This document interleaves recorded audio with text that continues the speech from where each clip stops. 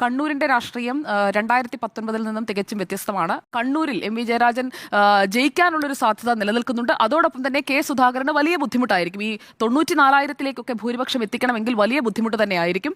ശബരിമല അടക്കമുള്ള രാഹുൽ ഗാന്ധി മത്സരിച്ച അതിന്റെ കൂടി ഒരു ആനുകൂല്യമാണ് കെ സുധാകരന് ലഭിച്ച ഈ വലിയ ഭൂരിപക്ഷം എന്ന് പറയുന്നത്. അതുകൊണ്ട് ജയിച്ചാൽ തന്നെ അത്ര വലിയൊരു ഭൂരിപക്ഷത്തിലേക്ക് എത്താനുള്ള സാധ്യത വളരെ കുറവാണ്. മാത്രമല്ല എം.വി. ജയരാജന് ആ മണ്ഡലത്തിന്റെ മുക്കും മൂലയും നന്നായി അറിയാവുന്ന നേതാവാണ്. അപ്പോൾ എം.വി. ജയരാജനെ പോലെ ഒരു നേതാവിനോട് പോരാടി ജയിക്കുക എന്ന് പറയുന്നത് അത് ശ്രീമതി ടീച്ചറെ തോൽപ്പിച്ചതുപോലെ ഒന്നും അത്ര എളുപ്പമാകില്ല.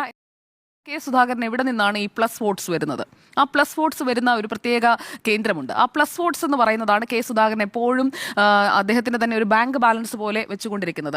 അതാണ് ഞാൻ പറഞ്ഞത്. കെ സുധാകരന് ലഭിക്കുന്നത് മുഴുവൻ ജയിച്ചാൽ തന്നെ അത് മുഴുവൻ കോൺഗ്രസ് വോട്ട് കിട്ടി ജയിക്കുകയാണ് എന്ന് ഞാൻ കരുതുന്നില്ല. കാരണം ബി.ജെ.പിയിലേക്ക് സ്വാഭാവികമായി പോകേണ്ട വോട്ടുകൾ വഴിമാറി ഇപ്പുറത്തേക്ക് വരുന്നതാണ് കെ സുധാകരനെ തുണയ്ക്കുന്നത് എന്നുള്ളത് ഒരു യാഥാർത്ഥ്യമാണ്. കണ്ണൂരിൽ കെ സുധാകരന്റെ ഒരു പോപ്പുലാരിറ്റി ഫാക്ടർ നമ്മൾ എടുത്തു നോക്കണം. ഇപ്പോൾ കെ സുധാകരന്റെ പോപ്പുലാരിറ്റി ഫാക്ടറിൽ അദ്ദേഹം തന്നെ കാണിച്ചു വെക്കുന്ന മണ്ടത്തരങ്ങൾ കാരണം കുറേ ഇടിവ് സംഭവിച്ചിട്ടുണ്ട്. അപ്പോൾ പഴയ കരുത്തനായ ഗർജിക്കുന്ന സിംഹം ഒന്നുമല്ല കെ സുധാകരൻ. എം.വി. ജയരാജൻ ഇത്തവണ കിട്ടാൻ പോകുന്നത് ഇടതുപക്ഷത്തിന്റെ വോട്ടുകൾ പൂർണ്ണമായും എം.വി. ജയരാജനിൽ പോൾ ചെയ്യുകയും അതോടൊപ്പം തന്നെ ഈ മുസ്ലിം വിഭാഗത്തിൽ നിന്ന് കൂടുതലായി വോട്ടുകൾ കണ്ണൂരിലെ വോട്ടുകൾ മുസ്ലിം വിഭാഗത്തിൽ നിന്നുള്ളത് എം.വി. ജയരാജനിലേക്ക് വരാനുള്ള ഒരു സാഹചര്യം ഇപ്പോൾ ഏക സിവിൽ കോഡിന്റെ വിഷയമായാലും പൗരത്വ നിയമമായാലും അതിലൊക്കെ ഇടതുപക്ഷം എടുത്തിരിക്കുന്ന ഒരു സ്റ്റാൻഡ് അത് കണ്ണൂരിലെ വോട്ടർമാർക്കിടയിലും പതിഞ്ഞിട്ടുണ്ട്. അപ്പോൾ എവിടേക്ക് പോകും എന്ന് ഉറപ്പില്ല എന്ന് കരുതുന്ന ആ വോട്ടുകൾ മുസ്ലിം വിഭാഗത്തിലെ തന്നെ വോട്ടുകൾ കൃത്യമായി ഇടതുപക്ഷത്തേക്ക് വരികയാണെങ്കിൽ എം.വി. ജയരാജന് ഈ പറയുന്ന വലിയ മാർജിൻ അല്ലെങ്കിൽ പോലും ഒരു വിജയം അസാധ്യമല്ല.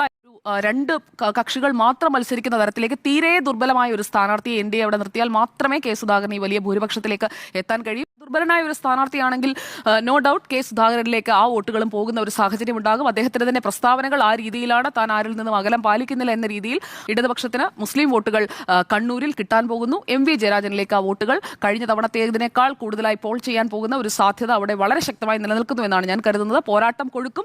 വിജയം എന്ന് പറയുന്നത് അത്ര ദൂരെയൊന്നുമല്ല. കണ്ണൂരിൽ പക്ഷേ 94,559 വോട്ടിന്റെ ഭൂരിപക്ഷമൊന്നും ഇക്കുറി കെ സുധാകരൻ വിജയിച്ചാലും കിട്ടുമെന്ന് ഞാൻ കരുതുന്നില്ല.